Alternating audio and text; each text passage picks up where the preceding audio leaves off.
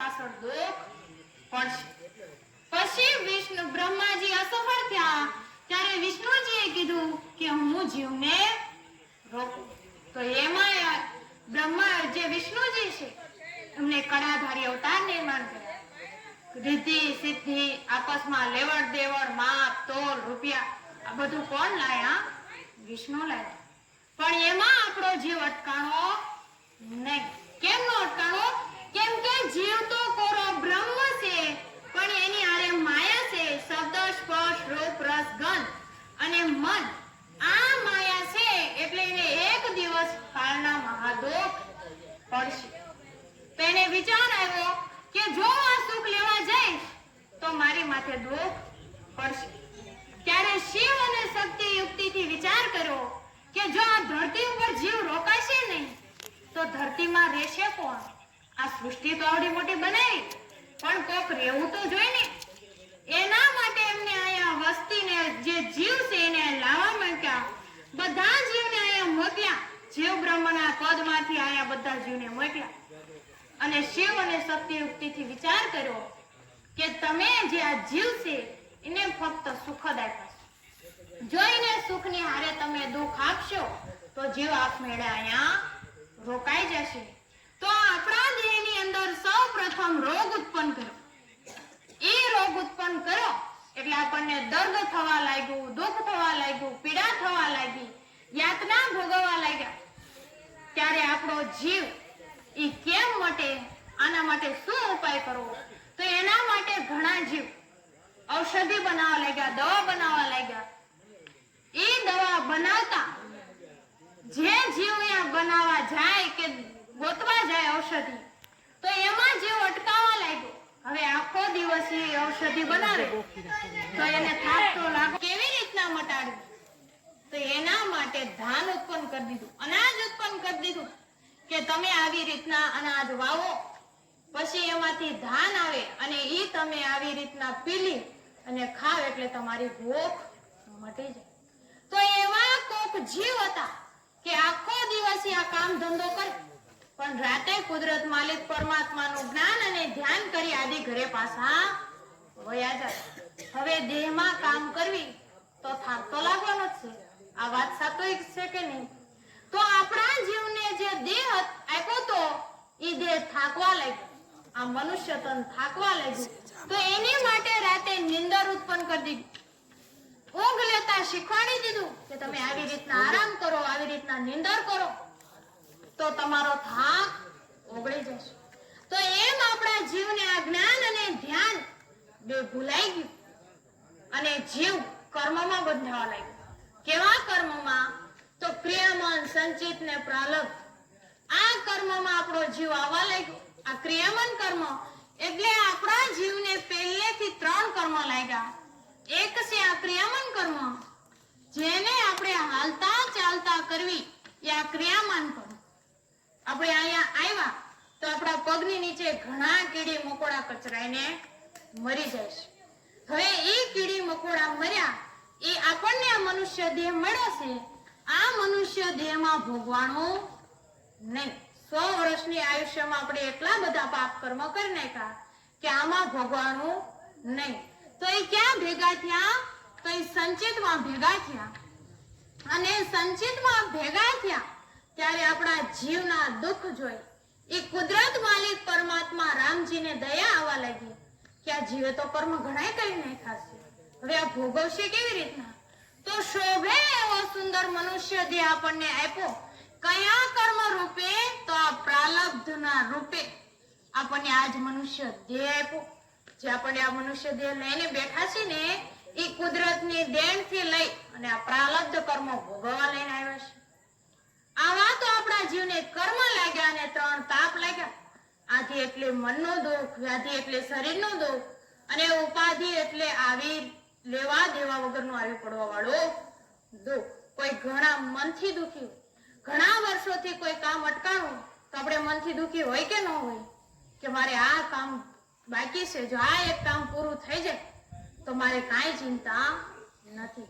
તો કોઈ શરીરથી દુઃખી હોય, કોઈને કેન્સર જેવા રોગ હોય, કોઈને ડાયાબિટીસ, એસિડિટી, કોઈને હાડકાના રોગ હોય, કોઈને હૃદય રોગ હોય, તો આ બધા રોગના કારણે કોઈ શરીરથી દુખી હોય, તો કોઈ ઉપાધિના દુઃખથી હોય, ક્યાંથી હાલા જતા હોય અને પગમાં ઠેસ આવે અને પડી જાય તો પાટો બાંધવો પડે. એમને મનમાં વિચારે નતો કે અહીંથી જાયશું અને આવી રીતના પડશું, પણ આપણા ઉપર આવા કર્મ અને તણ તાપ લાગ્યા એટલે આપણો જીવ મહા દુઃખમાં પડવા લાગ્યો. કેવા મહા દુઃખમાં? તો વારે વારે જન્મવું, વારે વારે મરવું, અગતિના દુઃખ, 84 લાખ યોનિના દુઃખ, આવા બધા દુઃખ આપણો જીવ ભોગવવા લાગ્યો અને દુઃખ આવવા લાગ્યું. જ્યારે બાળકનો જન્મ થાય ત્યારે બાળક 9 મહિના માના ઉદરમાં નાયડા દ્વારા માના ઉદરમાં એનું પાલન પોષણ થાય. હવે એ કુદરત, એ માલિક પરમાત્માની કળા જો તમે, એ કુદરત કેવા છે. અરે આ માના ગર્ભનું દુઃખ જો, એક બાજુ જઠરાગ્નિનો તાપ અને એક બાજુ નરકનો તાપ.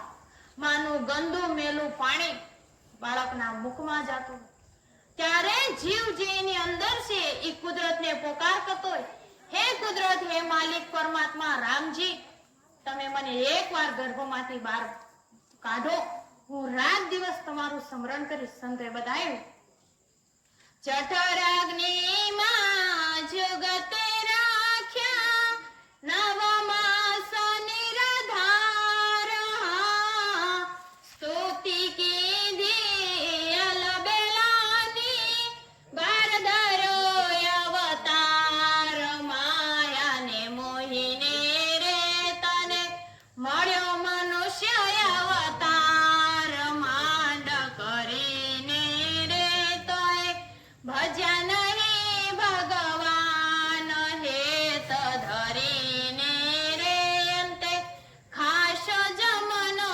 માર, પેટ ભરીને રે માટે રામ નામ સંભાળો જી. શું કીધું? જઠરાગ્નિમાં જુગતે રાખ્યો 9 માસ નિરાધાર.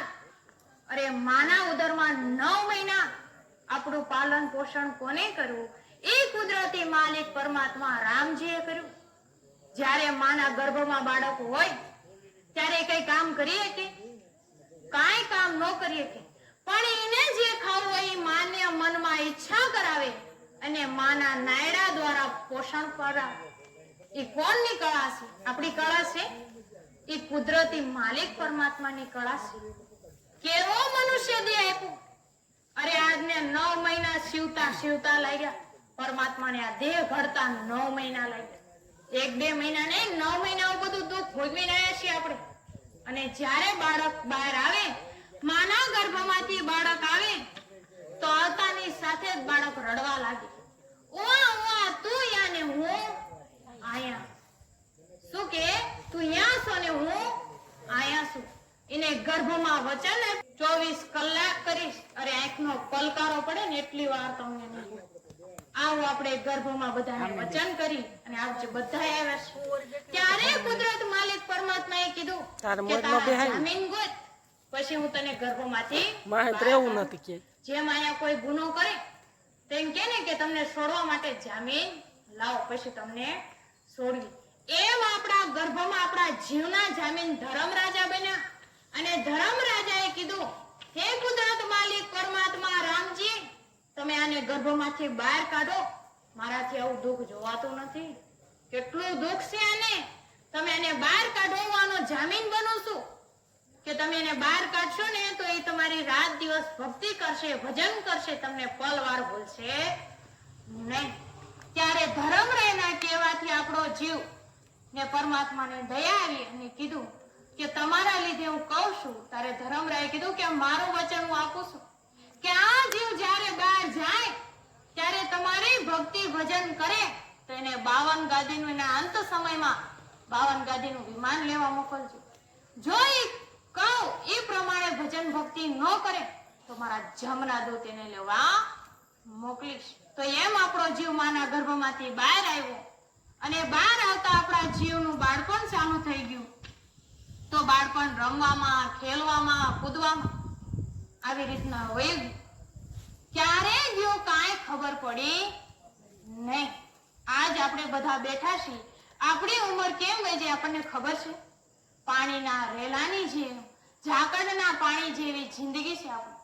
જેમ ઝાકળ પડે અને તડકો પડતાની જ પાણી ઉડી જાય, એમ આજ આપણો મનુષ્ય દેહ મળ્યો છે.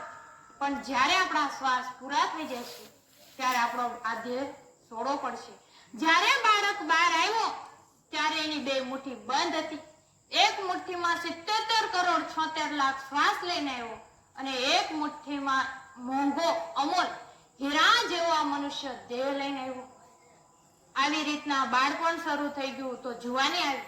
અરે જુવાન ઉંમરમાં કોઈ ભાઈઓ બહેનોને એમ કેવી કે હાલો ભજન કરો, ભક્તિ કરો, તો આપણને શું બતાવે? અત્યારે અમારો સમય નથી.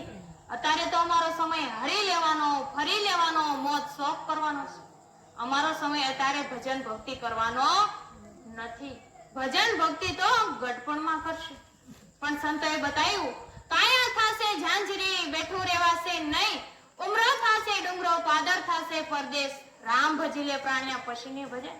અરે જ્યારે આપણને નથી ખબર કે આજ આપણો દી ઉગ્યો, એ કાલ ઉગશે કે નહીં, એ આપણને ખબર નથી. અહીંયા બેઠા છીએ તો જીવતા ઘરે પોકશું કે નહીં પોકવી, એ ખબર નથી. આ શ્વાસ અંદર જાય છે ને એ બહાર આવશે કે નહીં, એની ખબર નથી. અને આપણે શું કહેવી કે અમે ગઢપણમાં ભક્તિ કરશું. પણ ગઢપણમાં સંતોએ બતાવ્યું કે જ્યારે ગઢપણની શરૂઆત થાય ત્યારે પોતાના ઘરનો ઉમરો ટપ્પો હોય તો મોટા ડુંગર જેવો લાગે, પહાડ જેવો લાગે.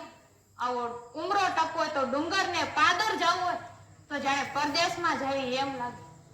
અરે એટલી ગઢપણની અવસ્થા થઈ જવાય કે ખાટલામાંથી ઊભા ન થઈ શકતા હોય. હવે ખાટલામાંથી ઊભા ન થઈ શકે તો પાણી તો એમને મંગાવવું કે નહીં? ભૂખ તરસ લાગે તો કોકનો સહારો લેવો પડે કે નહીં? તો શું કે એમના દીકરાને બહુને કે મને પાણી આપો. પણ દીકરાના બહુ હારા હોય તો કદાચ પાણી આપે, નહીતર પાણીની મટકી ભરી અને બાજુમાં મૂકી દે અને કે તમારે આમાંથી જોતું હોય એટલું પાણી પી લેજો, અમે તમારી માટે નવરા નથી. ત્યારે એમને શું થાય કે આમની માટે અમે શું નતું કર્યું? આખો દિવસ રાત દિવસ એક કરી, મહેનત કરી, પરસેવો પાડી અને આમની માટે અમે મકાન બનાવ્યા, આમની માટે રહેવા આશરો બનાવ્યો, આમને બધું સુખ દીધું. પણ આજ અમને એમને એમ કે આલો પાણી અને તમારાથી જેટલું પીવાય એટલું પી લેજો, અમારી પાસે નવરાશ નથી, અમારી પાસે ટાઈમ નથી તમારી માટે. ત્યારે એને કેટલું આકરું લાગે વિચાર કરો. ત્યારે એને પસ્તાવો થાય કે હું આખો જિંદગી જીવા ત્યાં સુધી મારું મારું મારું કર્યું, પણ આ મારું કાંઈ નથી. સંતોએ બતાવ્યું કે સિદ્ધને કરે મારું મારું, તલ ભાર નથી તારું. અરે આપણા દેહમાંથી જ્યારે તાકાત ન રહે ત્યારે આ દેહમાં આપણી હારે કાંઈ આવતું નથી. સંતોએ બતાવ્યું છે, સોને રે જડ લંકા બની રે, સોનેરા દરબાર રામજી, સોનેરા દરબાર. રત એક સોનું ના મિલો રે, રત એક સોનું ના મિલો રે, રાવણ મરતી વાર સંગ में कछुआ न चलना रे, तो किता दिकरेणो रे, धन दौलत परिवार छोड़ नरेक दिन जानो रे. શું બતાવ્યું કે જેને હોનાની લંકા હતી, આપણી પાસે તો એટલું ધન નથી, એને હોનાની લંકા હતી, મોટા મોટા દરબાર હતા, પણ એને એટલું ધન એટલું માલ મિલકત હતી તો એની હારે રત્તી ભાર પણ ગયું? કાંઈ ન ગયું. મોટું પરિવાર હતું, મોટું કુટુંબ હતું, બધી સુખ સુવિધા હતી, પણ કાંઈ ગયું નહીં. એમ આપણી હારે પણ કાંઈ આવશે નહીં. જ્યારે આપણો અંતિમ સમય આવશે